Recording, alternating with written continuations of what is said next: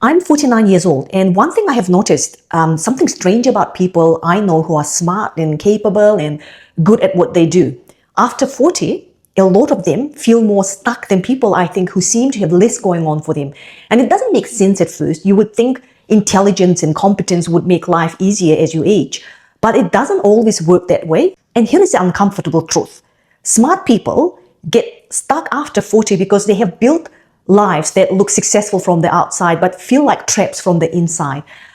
I think because they have optimized for achievement, not for meaning, and they have climbed ladders that were leaning against the wrong walls. And by the time they realize it, they are 50, 60 with mortgages and kids in school and lifestyle that requires the income they have spent 2 decades building. Walking away feels almost impossible. Staying feels suffocating, so they stay stuck, knowing exactly what the problem is but unable to see a way out. This is more common than anyone admits. Most people, I think, who feel this way think they are the only ones. They look around at their peers and assume everyone else is fine. But a lot of those people are stuck too. They are just better at hiding it. They have convinced themselves that this is what success looks like. That being tired and unfulfilled is normal.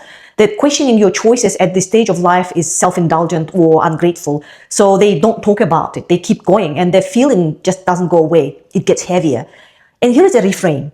The reason smart people feel more stuck isn't because they made bad choices. It's because they made logical ones. They did what they were supposed to do. They followed the path that made sense. They built careers that rewarded competence.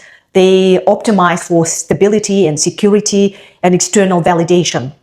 And it worked for a while, but intelligence doesn't protect you from waking up one day and realizing that the life you built doesn't feel like yours anymore. If anything, intelligence makes it worse because you can see exactly how you got here. You can trace every rational decision that led to this moment, and you can't unsee it. And the real trap isn't the job or the mortgage or the responsibilities. The trap is that you have become good at things you don't care about anymore. You have built expertise in a field that no longer interests you. You have developed a reputation that keeps you locked into a version of yourself you have actually outgrown. And the smarter you are, the harder it is to walk away from something you have invested years building.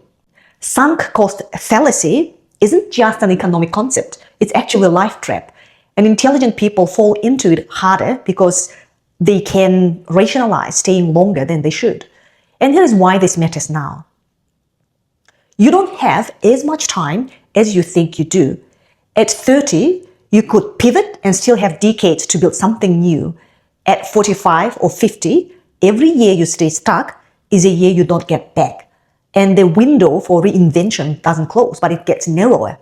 Not because you are too old to change, it's because the longer you wait, the more your life calcifies around the choices you have already made. Your identity becomes your job. Your worth becomes your income. Your social circle becomes people who only know this version of you. And the idea of starting over stops feeling like possibility and starts feeling like a failure. The people who stay stuck, normally they rationalize it. They tell themselves they are being responsible, that they are protecting their family, that they will make a change later when their kids are older or their mortgage is paid off or the market is better. But later never comes because the variables don't change. There is always a reason to wait. And waiting is easier than admitting that you have spent years building a life you don't actually want. The people who get unstuck do something uncomfortable. They stop waiting for permission or the perfect moment. They accept that there is no scenario where this is easy or clean. They start making small moves towards something different, even if they don't have the whole path figured out. They let go of the identity they built and the external validation that came with it. They accept that reinvention at this stage looks messy and feels uncertain.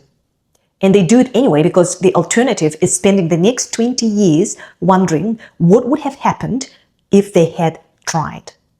Most smart people stay stuck because they overthink the risks and undervalue the cost of doing nothing. That's one path. The other path is recognizing that you have already paid a price for staying and deciding whether you're willing to keep paying it.